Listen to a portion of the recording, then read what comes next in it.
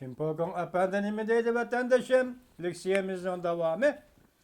Amerika Qo'shma Shtatlar hükümü iqtisodiy jihatda yoki iqtisodiy NATO, iqtisodiy avomatga orqali, shundaqla siyosat, demokratiya orqali, harbiy ishlar orqali Jungoni qo'rshashni tamoman ishga oshirdi deydi Chimpokon.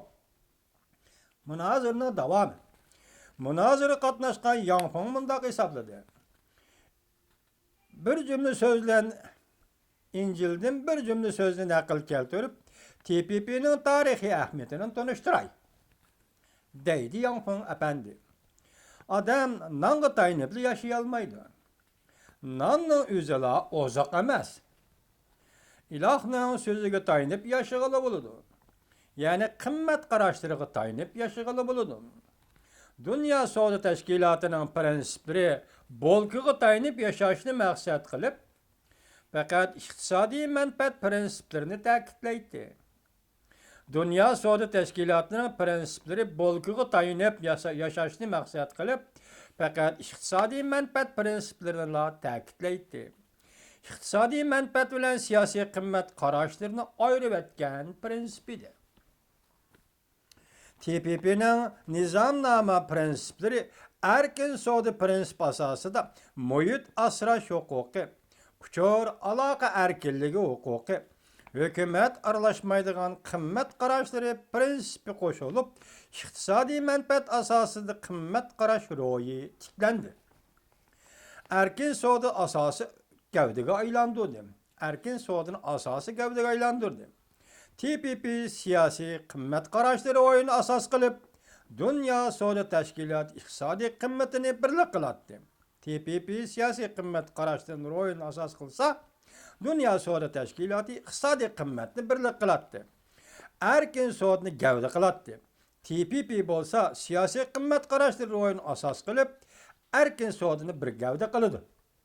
Avval qadar qimmat, ondan iqtisodiy manfaat. Bu faqatımqı TPP savdo hamkorlik kelishimining muddaosidir. TPP qimmat bilan manfaatning birligidir. Demak, bu TPP qimmat, ya'ni ma'naviy qimmat bilan manfaat, ya'ni iqtisodning birligidir. Agar TPP Osiyo qartilgan Yevropa ittifoqi bilan imzolangan G'arbiy Tinch okean savdo kelishimi o'ngishli yo'li qo'yildigan bo'lsa, insoniyatning iqtisod savdo davri oxirlashish bosqichiga kirib keladi. Hozir bu Osiyo Tinch okean rayonida imzolangan Tinch okeandan alqigan savdo hamkorlik kelishimi imzolanib bo'ldi. Endilikda G'arbiy Tinch okean, ya'ni G'arbiy Tinch okean kelishimi, ya'ni Yevropa ittifoqi bilan Amerika Qo'shma Shtatlar o'rtasida tuzilgan G'arbiy Tinch okean kelishimi.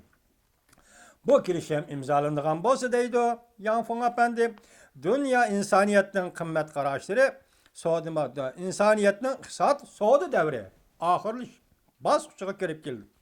İnsoniyatning qimmat qarashlarini yetakchi qilgan savdo tijorat davri shundan keyinla yetib keldi.